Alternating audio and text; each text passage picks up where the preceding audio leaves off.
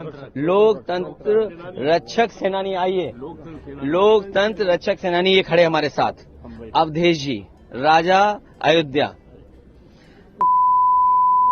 Samajwadi party के प्रमुख अखिलेश यादव के पांव आजकल जमीन पर नहीं है। लोकसभा में उनकी पार्टी के सांसदों की संख्या अब 5 से बढ़कर सीधे 37 हो चुकी है। इसके बाद से वे और उनकी पार्टी के नेता लगातार अनर्गल बयानबाजी करते नजर आ रहे हैं। उन्होंने भगवान राम का अपमान करते हुए फैजाबाद के समाजवादी पार्टी के सांसद यानी कि अवधेश प्रसाद को राजा अयोध्या बता दिया है। भाजपा ने इसे सपा का अहंकार बताया है और ये कहा है कि अहंकार में सपा पागल हो चुकी है। दरअसल अखिलेश यादव गुरुवार को फैजाबाद के सांसद अवधेश प्रसाद के साथ संसद पहुंचे। अखिलेश फैजाबाद की सीट पर समाजवादी पार्टी की जीत के बारे में बता रहे थे और उसी दौरान उन्होंने कहा कि भाजपा ने अयोध्या यानी कि फैजाबाद को केवल बर्बाद किया है, लेकिन सपा वाले लोकतंत्र रक्षक सेनानी हैं।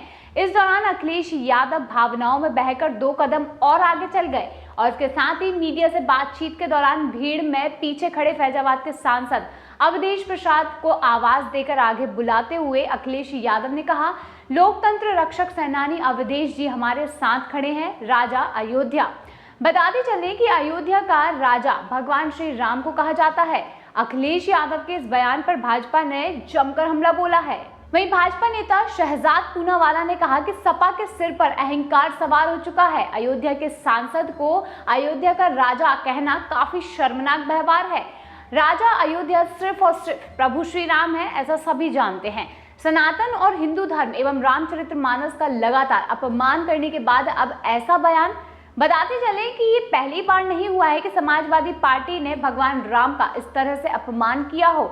मेरठ से भाजपा के सांसद अरुण गोवली ने संस्कृत में शपथ ग्रहण के बाद जय श्री राम के नारे लगाए थे और इसके बाद सदन में बैठे समाजवादी पार्टी के नेताओं ने जय अवधेश के नारे लगाए थे। इस दौरान फैजाबाद से सांसद अवधेश प्रसाद ने सदन में खड़े होकर सपा के नेताओं का अभिवादन भी किया था।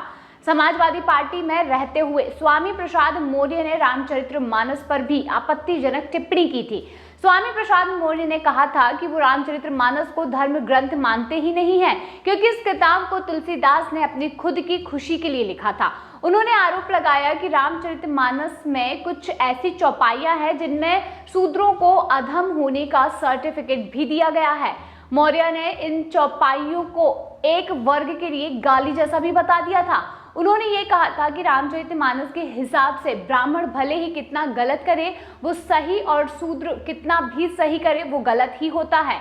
मौर्य के अनुसार अगर उसे ही धर्म कहा जाता है तो ऐसे धर्म का सत्यानाश हो और ऐसे धर्म को वो दूर से नमस्कार करते हैं। बताते चले कि समाजवादी पार्टी के प्रमुख और कन्नौज से सांसद अखिलेश यादव के एक बयान को लेकर बीजेपी जमकर हमलावर है। ये बयान है कि अयोध्या में जो नवनिर्वाचित सांसद हैं यानी कि अवधेश प्रसाद हैं उनको राजा अयोध्या कहा गया।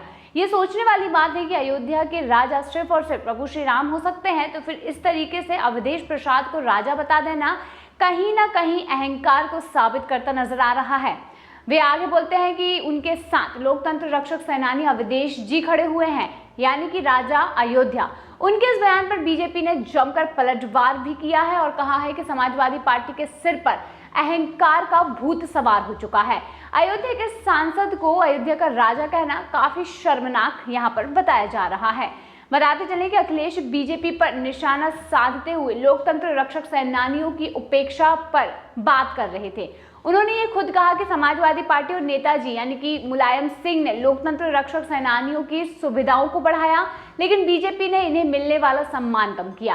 साथ ही वे बोलते हैं कि लोकतंत्र रक्षक सेनानियों के लिए एक्ट बना, उनके मुताबिक उन्हें सम्मान निधि मिलती है। अगर बीजेपी लोकतांत्रिक रक्षक सेनानियों की शुभचिंतक है तो इन्हें मिलने वाली सम्मान निधि दोगुनी कर दी जाए। अखिलेश कहते हैं कि समाजवादी पार्टी ने लोकतंत्र रक्षक सेनानियों को कानूनी अधिकार दिया, इससे हमें भत्ता, सुविधाएं, सम्मान मिल रहा है, लेकिन हम ये पूछते हैं कि बीजेपी इन्हें मिलने वाली सम्मान निधि 1 लाख रुपए कब देगी। अखिलेश के बयान पर बीजेपी ने भी पलटवार किया। बताते चले कि भाजपा के जो नेता हैं शहजाद पूनावाला, उन्होंने खुद कहा कि समाजवादी पार्टी जो है वो अहंकार में डूब चुकी है और अयोध्या के राजा सिर्फ और सिर्फ भगवान श्री राम है, इस तरीके से किसी को राजा अयोध्या कहना काफी शर्मनाक ही हो सकता है। आपको बताते चले, लोकसभा चुनाव में जिस तरीके से समाजवादी पार्टी यानी कि अखिलेश यादव की जो पार्टी है वहां पर 37 सीटें मिलना किसी न किसी तरीके से अहंकार को बढ़ावा देने जैसा ही होगा, क्योंकि आप जानते ही हैं कि सपा एकदम से जो उत्तर प्रदेश में जीत हासिल कर कर आगे बढ़ी है वो सभी को चौंका देने वाला ही था। क्योंकि आप जानते हैं कि इस बार चुनाव काफी ज्यादा, खासकर अयोध्या में ऐसा लग रहा था कि हम ही जीतेंगे, यानी कि बीजेपी ही जीतेगी, लेकिन इस तरीके से बीजेपी को करारी हार मिली है। उसके बाद से ये मानो कि अखिलेश यादव 7वें आसमान पर पहुंच चुके हैं और उनके सांसद एक के बाद एक लगातार ऐसी बयानबाजी कर ही देते हैं जो लोगों की काफी ज्यादा ठेस पहुंचाने वाले बयान होते हैं, उनकी आत्माओं को काफी ज्यादा परेशान कर देने वाले बयान होते हैं। और इस तरीके की बयानबाजी अब जब से लोकसभा चुनाव में सपा जीती है तब से ही लगातार करते आ रही है, यानी कि सपा अब 7वें आसमान पर है। और इसके साथ ही लोकसभा स्पीकर का नाम घोषित होते ही, यानी कि ओम बिरला का नाम घोषित होते ही यहाँ पर अखिलेश यादव ने उन्हें भी नसीहत देते हुए नजर आए थे, यानी कि उन्हें जिस तरीके से उन्होंने टॉन्टबाजी की थी वो कहीं ना कहीं एक प्रकार से अहंकार का ही सबूत सामने आता है। तो दोस्तों, अखिलेश यादव के इस बयान के बाद आपको क्या लगता है या फिर आपके मन में क्या विचार आता है, कमेंट सेक्शन में हमारे साथ जरूर साझा कीजिए।